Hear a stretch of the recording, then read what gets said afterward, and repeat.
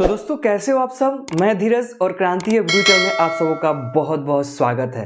तो दोस्तों आज के मैं इस वीडियो में केमिस्ट्री में अणु, परमाणु और आयन लेकर आया हूं। ये जो टॉपिक है अणु, परमाणु, आयन, ये केमिस्ट्री का बहुत ही ज़्यादा VVI इंपॉर्टेंट टॉपिक है। क्योंकि क्या होता है ना कि ऐसे बहुत से स्टूडेंट हैं, बहुत से ऐसे बच्चे हैं जिनको ये टॉपिक जो है अणु, परमाणु, आयन, इनको कुछ समझ में नहीं आता है और इसी के बदौलत केमिस्ट्री भी उनको समझ में नहीं आती है। अगर आपको केमिस्ट्री समझना है, केमिस्ट्री को अच्छा से पढ़ना है, तो ये जो 3 टॉपिक है इसको एकदम बी केयरफुल होकर, अपने माइंड को कंसंट्रेट होकर इस वीडियो को देखिएगा और आपको एक एक पार्ट अपनी अंदाज में, अपनी भाषा में आपको समझाने का प्रयास करूंगा। क्योंकि ये जो टॉपिक है बहुत ही इंपॉर्टेंट टॉपिक है। वो चाहे आप 8th क्लास हो, 9th क्लास हो, 10th क्लास हो या फिर 11th या फिर 12th, जितने भी क्लास के आप स्टूडेंट क्यों ना हो, आप इस वीडियो को देखिए। क्योंकि ये जो वीडियो है आप सभी क्लास के लिए बहुत ही ज़्यादा मस्ट है। अगर आप इसके बारे में जानकारी नहीं रखते हैं तो केमिस्ट्री समझ में नहीं आने वाली है। तो चलिए बिना देरी कोई वीडियो को स्टार्ट करते हैं और आपको समझाते हैं अपनी भाषा में, अपने अंदाज में। सबसे पहले जानेंगे कि परमाणु क्या होता है। और इससे पहले, इस परमाणु से पहले मैं कुछ बता दे रहा हूं आपको कि परमाणु जो होते हैं ना, ये परमाणु का जो पहला नाम था वो पहला नाम था परमाणुष। याद कीजिएगा, परमाणु का जो पहला नाम था परमाणुष। परमाणुष, परमाणु का जो पहला नाम था वो परमाणुष था, जो कणाद नामक कणाद, ये एक कणाद नामक वैज्ञानिक थे, वैज्ञानिक कहिए, ये वैज्ञानिक थे जिन्होंने ये बताया था कि परमाणु का पहला नाम परमाणुष था, जिसका सही अर्थ होता है परम। परम, परम और मत प्लस अणु। परम का संस्कृत भाषा में जाइएगा तो परम का शाब्दिक अर्थ होता है अंतिम, और अणु का मतलब होता है कण। परम मतलब अंतिम और अणु मतलब कण। अंतिम कण ही क्या कहलाते हैं? परमाणु कहलाते हैं। ध्यान समझिएगा कि परमाणु का जो पहला नाम था वो परमाणुष था, जो कणाद नामक वैज्ञानिक ने शायद बताया था। कणाद नामक वैज्ञानिक थे जिन्होंने ये बताया था। तो परमाणु का अगर डिफाइन किया जाए तो परम का मतलब होता है अंतिम और अणु का मतलब होता है कण। तो अंतिम कण ही क्या कहलाते हैं? परमाणु कहलाते हैं। किसके? वो तत्व हो या फिर वो पदार्थ हो। तो आप इसको शॉर्ट भाषा में समझिएगा कि शॉर्ट भाषा में क्या समझना है कि तत्व का सूक्ष्मतम कण या तत्व का सबसे अंतिम कण क्या कहलाता है? परमाणु कहलाता है। दिमाग में इस चीज को सेट रखिएगा कि परमाणु किसी तत्व का सबसे सूक्ष्मतम कण होता है, एकदम पदार्थ का सबसे सूक्ष्मतम कण होता है, वो परमाणु होता है। बस शॉर्ट भाषा में, ज़्यादा बड़ा करने की जरूरत नहीं है, आपको शॉर्टली समझना है इस चीज़ को। परमाणु क्लियर हुआ? 1 नंबर हो गया परमाणु। परमाणु क्या होते हैं? परमाणु होते हैं तत्व के सूक्ष्मतम कण, तत्व के सबसे अंतिम कण क्या होते हैं? परमाणु होते हैं। समझ में आ गया? अब अगला बात कर लेते हैं अणु की। दूसरा है अणु। ये जो अणु होते हैं, जिस प्रकार, आपको मैं बता दूं, एक चीज और भी आपको बता दे रहा हूं कि ये जो आप परमाणु अभी देखे हैं, ये परमाणु होता है तत्व का सबसे सूक्ष्मतम कण, परमाणु होता है। लेकिन ये जो अणु था ना, ये अणु का जो पहला नाम हुआ था, ये अणु का पहला नाम यौगिक परमाणु था। क्या था?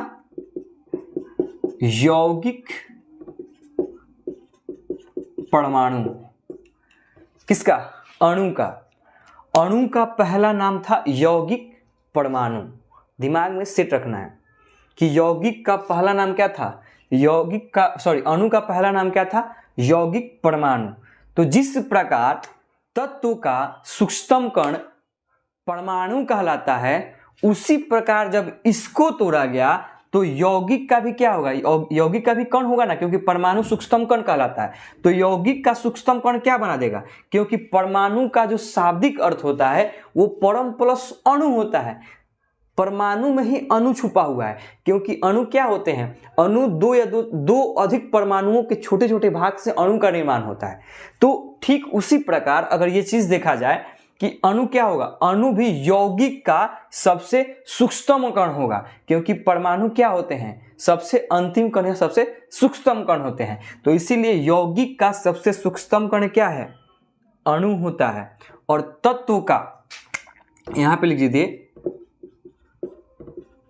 ये तत्व का होता है और ये यौगिक का होता है, कि तत्व का सूक्ष्मतम कण परमाणु होता है और यौगिक का सूक्ष्मतम कण अणु होता है।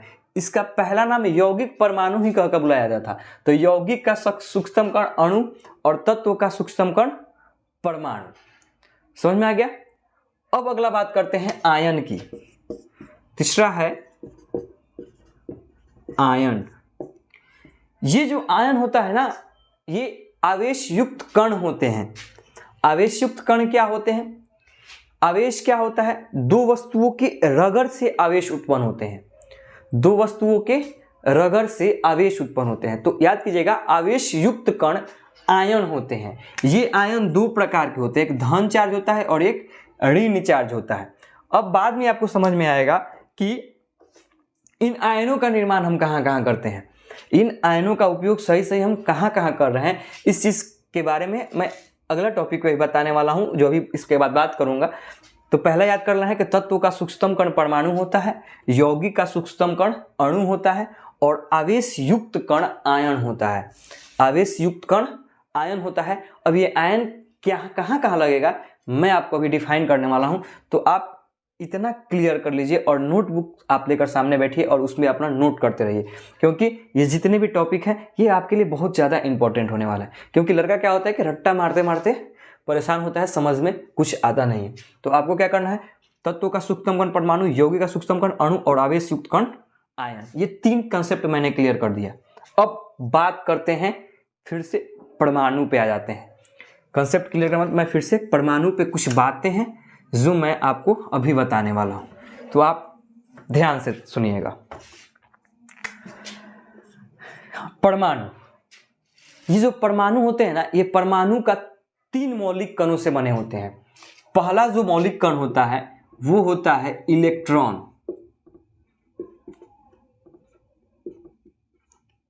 इलेक्ट्रॉन। दूसरा जो होता है वो होता है प्रोटॉन और तीसरा जो होता है वो होता है न्यूट्रॉन। इलेक्ट्रॉन, प्रोटॉन और न्यूट्रॉन, ये तीन होते हैं। इलेक्ट्रॉन, प्रोटॉन और न्यूट्रॉन, ये जो तीन कण होते हैं, ये तीन किसके मौलिक कण हैं, ये तीन परमाणु के मौलिक कण होते हैं। कौन कौन, इलेक्ट्रॉन, प्रोटॉन और न्यूट्रॉन। अब बात करते हैं कि इलेक्ट्रॉन का क्या कार्य होता है, प्रोटॉन का क्या कार्य होता है और न्यूट्रॉन का क्या कार्य होता है। आखिर इन परमाणु में इनका कार्य क्या है, परमाणु होता कैसा है, परमाणु दिखता कैसा है, इसको भी अभी मैं आपको फिगर के साथ समझाऊंगा। आप बस वीडियो पे बने रहिएगा। इलेक्ट्रॉन, प्रोटॉन और न्यूट्रॉन का क्या कार्य होता है इस परमाणु के अंदर, ये चीज़ को देखना है। तो अभी मैं आपको आयन के बारे में बताया था, तो दिमाग में ये चीज़ सेट कर लेना है कि आयन के बारे में चार्ज होता है। आयन मीन्स क्या होता है, चार्ज, उसका आवेश। तो इलेक्ट्रॉन पे जो होता है ना वो ऋण आवेश होता है, प्रोटॉन पे जो होता है ना वो धन आवेश होता है और न्यूट्रॉन पे कोई आवेश नहीं होता है। इलेक्ट्रॉन पे कोई आवेश नहीं होता है, सॉरी, न्यूट्रॉन पे कोई आवेश नहीं होता है। इलेक्ट्रॉन पे ऋण आवेश, प्रोटॉन पे धन आवेश, न्यूट्रॉन पे कोई आवेश नहीं होता है। कोई दिक्कत? ये क्या है, ये मौलिक कण होते हैं। क्या होते हैं, ये मौलिक कण हैं। ये मौलिक कण होते हैं। किसके मौलिक कण होते हैं, ये परमाणु के तीन मौलिक कण होते हैं, इलेक्ट्रॉन, प्रोटॉन और न्यूट्रॉन। कोई दिक्कत है? अब बात कर लेते हैं कि इलेक्ट्रॉन का कहाँ कार्य होता है, प्रोटॉन का कहाँ कार्य होता है और न्यूट्रॉन का कहाँ कार्य होता है। ये किस प्रकार अपने परमाणु के अंदर रहते हैं, किस प्रकार परमाणु में कार्य करते हैं, इनका कार्य क्या होता है, किस प्रकार परमाणु के अंदर अपने कार्यशील को प्रदर्शित करते हैं, इस चीज़ के बारे में मैं अभी आपको बता दे रहा हूँ। बस आप माइंड को कंसंट्रेट करके आप एक एक बात को समझते रहिएगा। इसको थोड़ा मैं मिटा दे रहा हूं। एक चीज देखिए,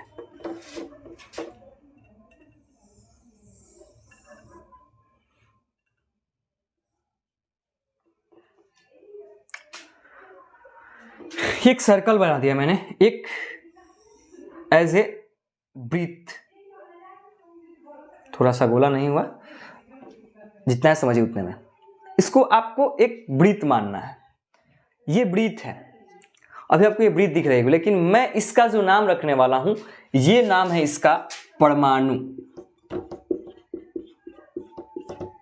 दिमाग एकदम लगा रखिएगा कि ये नाम क्या है इसका, परमाणु।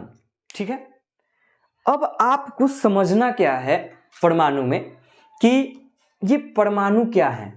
तो मैंने बताया ना कि परमाणु तो तत्व का सूक्ष्म कण होता है, तत्व का सूक्ष्म कण होता है। तो आप इसी प्रकार इसको मानिए कि एक सर्कल बना हुआ है जो परमाणु है। इस परमाणु के अंदर एक नाभिक होते हैं। क्या होते हैं, नाभिक।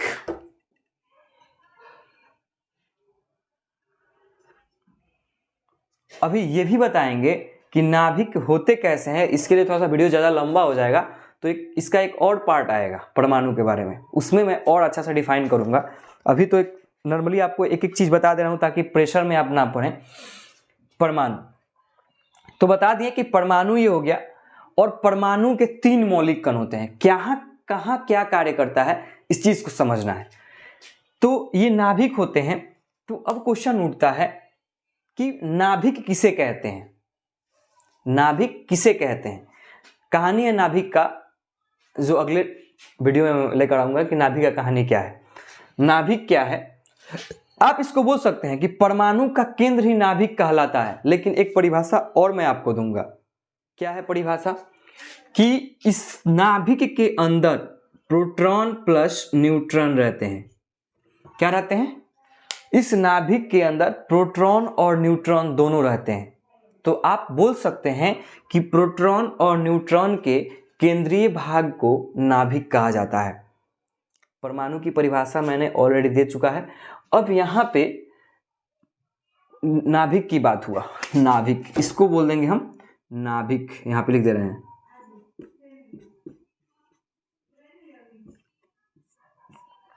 नाभिक। क्या बोलिएगा, प्रोटॉन और न्यूट्रॉन का जो केंद्रीय भाग होता है वो होता है नाभिक। समझ में आ रहा है। तो आपको समझना कैसे है, आपको तो पता है कि परमाणु के 3 मौलिक कण होते हैं, इलेक्ट्रॉन, प्रोटॉन और न्यूट्रॉन। क्लियर कीजिएगा, इलेक्ट्रॉन पे ऋण, प्रोटॉन पे धन, और इस पे कोई नहीं। इलेक्ट्रॉन पे ऋण आवेश होता है, प्रोटॉन पे धन आवेश होता है, और न्यूट्रॉन पे कोई आवेश नहीं होता है। तो अब बात कर लेते हैं कि ये इलेक्ट्रॉन कहाँ रहते हैं इसमें। अब आपसे अगर ये कोई क्वेश्चन पूछता है कि इस परमाणु के केंद्र में एक नाभिक रहता है, इसीलिए इसको बोलते हैं कि प्रोटॉन तथा न्यूट्रॉन का केंद्रीय भाग जो होता है वो उसका नाभिक होता है, क्योंकि उसके केंद्र में रहते हैं कौन, प्रोटॉन और न्यूट्रॉन। तो फिर इलेक्ट्रॉन कहाँ रहते हैं, क्वेश्चन उठता है ना कि जब केंद्र में चला गया नाभिक में, जब केंद्र में नाभिक चला गया तो नाभिक में अगर बात किया जाए कि प्रोटॉन और न्यूट्रॉन नाभिक के अंदर रहते हैं, तो फिर ये इलेक्ट्रॉन कहाँ गया। तो बस इलेक्ट्रॉन को ही समझाने वाला हूं कि इलेक्ट्रॉन कहाँ गया। इलेक्ट्रॉन की बात कर लेते हैं। तो इस इलेक्ट्रॉन में ये चीज देखना है कि ये जो जितने बाहरी आवरण है इस नाभिक के बाहर, जैसे ये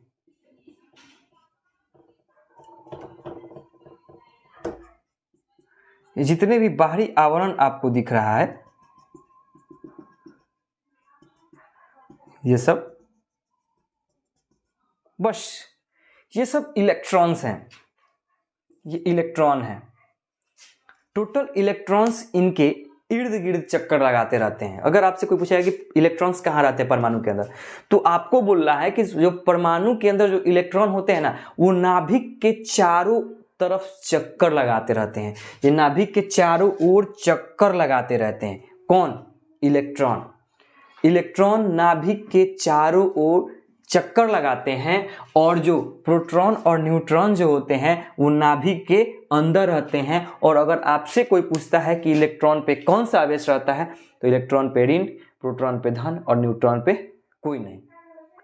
अब एक चीज और कोई क्वेश्चन आपसे पूछ सकता है कि अकेले इलेक्ट्रॉन ही क्यों इसका चक्कर लगाता है, क्यों?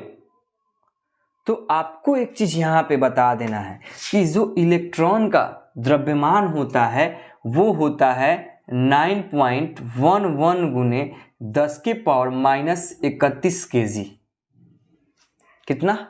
9.11 गुने 10 के पावर -31 kg किसका? इलेक्ट्रॉन का द्रव्यमान होता है। और प्रोटॉन और न्यूट्रॉन का जो द्रव्यमान होता है वह होता है 1.67 गुने 10 के पावर -24 kg। इतना ध्यान रखना है इस दोनों में। आपको क्या कंडीशन है ये चीज देखना है कि इलेक्ट्रॉन्स का जो द्रव्यमान होता है 9.11 गुने उसके -31 kg और 1.67 गुने 10⁻⁻24 kg, ये जो दोनों कंडीशन होते हैं क्योंकि ये प्रोटॉन और न्यूट्रॉन का जो द्रव्यमान होता है ना वो दोनों सेम होता है, बराबर होता है, बस थोड़ा सा का अंतर होता है, इसलिए हम दोनों को सेम मान लेते हैं। प्रोटॉन और न्यूट्रॉन का द्रव्यमान हमेशा बराबर होने के चलते ये नाभिक में डिजर्व करते हैं, ये नाभिक में रहते हैं। जो लेकिन इलेक्ट्रॉन जो होते हैं ये इलेक्ट्रॉन का जो द्रव्यमान होता है वो काफी इनसे ज्यादा होता है, जिसके वजह से ही इनके चारों तरफ क्या कर रहे हैं, चक्कर लगाते रहते हैं। किनके चारों तरफ लगाते हैं चक्कर? ये जो इलेक्ट्रॉन जो होते हैं वो प्रोटॉन और न्यूट्रॉन नाभिक में उपस्थित उसके चारों तरफ जो क्या होते हैं, इलेक्ट्रॉन चक्कर लगाते हैं। क्वेश्चन बात यही पूछेगा कि इलेक्ट्रॉन्स कहाँ रहते हैं, तो आपको बताना है कि इलेक्ट्रॉन नाभिक के बाहरी आवरण में रहते हैं, वो बाहरी कक्ष में चक्कर लगाते रहते हैं। और ये कक्ष होता है, कक्ष के बाद अब जो अगला मैं वीडियो लेकर आऊंगा परमाणु के बारे में उसमें कक्ष की बात करेंगे कि कक्ष कौन कौन से होते हैं, उसमें किस प्रकार इलेक्ट्रॉन कितना इलेक्ट्रॉन चक्कर लगाते रहते हैं, उसमें भी बात करने वाले हैं। लेकिन अगला वीडियो में, क्योंकि इसमें ज्यादा बताएंगे तो आपको थोड़ा सा समझने में दिक्कत हो जाएगी, तो अगला वीडियो में मैं इस चीज को लेकर आऊंगा। तो आपको बस इतना याद रखना है कि जो इलेक्ट्रॉन होते हैं ये नाभिक के चारों तरफ चक्कर लगाते हैं और प्रोटॉन और न्यूट्रॉन जो होते हैं वो नाभिक के अंदर रहते हैं। और क्वेश्चन होता है कि नाभिक किसे कहते हैं, तो आपको दिमाग में रखना है कि नाभिक क्या होता है, प्रोटॉन और न्यूट्रॉन का केंद्रीय भाग होता है या परमाणु का केंद्र जो होता है उसका नाभिक कहलाता है। ये जो टोटल परमाणु है, अब एज ए मैं आपको एक ग्राफिक्स की तरह समझाने का प्रयास करूंगा। कैसे? आप जहां है वहीं से सोचना स्टार्ट कीजिए। क्या सोचना क्या है, आपका टोटल ये मंडल, टोटल जो मंडल है, टोटल जो आवरण है, चारों तरफ से घिरा हुआ क्षेत्र है, उसको मान लीजिए आप परमाणु। क्या मान लीजिए? परमाणु। आप अपने टोटल ये जो मंडल हो गया इस मंडल को क्या मान लीजिए? परमाणु मान लीजिए। और इस मंडल में उपस्थित जो सूर्य भगवान है, जो सन है, उसको आप मान लीजिए नाभिक। समझिए कि जितना दूर ये जो आप देख रहे हैं पृथ्वी से, जितना ये वायुमंडल बना हुआ है, इसको आप क्या मानिएगा? परमाणु। जिस प्रकार मैं इस सर्कल को माना हूं परमाणु, और उसमें जो हमें सूर्य भगवान बीच में दिखाई देते हैं उसको मान लेना है परमाणु का नाभिक। समझ में आ रहा है? और उस नाभिक में क्या उपस्थित रहेंगे? उस नाभिक में उपस्थित रहेंगे प्रोटॉन और न्यूट्रॉन। कहाँ पे? सूर्य भगवान। सूर्य भगवान में क्या रहेंगे? प्रोटॉन और न्यूट्रॉन रहेंगे। समझ में आ रहा है ना? सूर्य भगवान में प्रोटॉन और न्यूट्रॉन रहेंगे। और जो पूरा वायुमंडल हो गया वो क्या हो गया? परमाणु हो गया। अब एक चीज और जान लीजिए कि सूर्य के चारों तरफ क्या चक्कर लगाते हैं? सूर्य के चारों तरफ नक्षत्र चक्कर लगाते हैं, ग्रह चक्कर लगाते हैं। वही ग्रह हो जाएंगे इलेक्ट्रॉन। जिस प्रकार इसमें नाभिक के चारों तरफ इलेक्ट्रॉन चक्कर लगाते हैं, ठीक उसी प्रकार उस सूर्य के चारों तरफ जो ग्रह चक्कर लगाते हैं वही उसका इलेक्ट्रॉन हो गया। आपको समझाने के ग्राफिक्स विधि से मैं समझाने का प्रयास कर रहा हूं आपको कि आप उस चीज को समझ जाइए। क्या बोलिएगा कि ये जो टोटल मंडल हो गया, इस मंडल को क्या मानेंगे हम? मंडल को हम परमाणु मान लिए। और इस मंडल में उपस्थित, मंडल में क्या है? सूर्य भगवान है। तो इस सूर्य भगवान को क्या मानेंगे? हम नाभिक मानेंगे। और इस नाभिक में क्या उपस्थित है? नाभिक में उपस्थित है प्रोटॉन और न्यूट्रॉन। प्रोटॉन और न्यूट्रॉन। और उसके चारों तरफ क्या है? नक्षत्र है। उसको क्या मानेंगे? उसको मानेंगे हम इलेक्ट्रॉन। ठीक यही क्रिया मैं यहाँ पे समझाने का प्रयास किया हूँ कि ये पूरा आपका मंडल हो गया और इसके चारों तरफ नक्षत्र है और बीच में है सूर्य भगवान। तो उस बीच वाले को हम नाभिक बोलते हैं। नाभिक यानी प्रोटॉन और न्यूट्रॉन का केंद्रीय भाग ही नाभिक कहलाता है और इलेक्ट्रॉन्स जो होते हैं उस नाभिक के चारों तरफ चक्कर काटते हैं और ये टोटल हो गया आपका परमाणु। अब आपसे कोई पूछेगा और कारण बताइए, तो बोल दीजिए कि प्रोटॉन और न्यूट्रॉन का जो द्रव्यमान होता है, इसका जो द्रव्यमान होता है ये द्रव्यमान 6.7 × 10⁻24 kg होता है और इसका द्रव्यमान 9.11 गुने 10⁻31 kg होता है। बस यही डिफरेंस है इलेक्ट्रॉन, प्रोटॉन और न्यूट्रॉन में।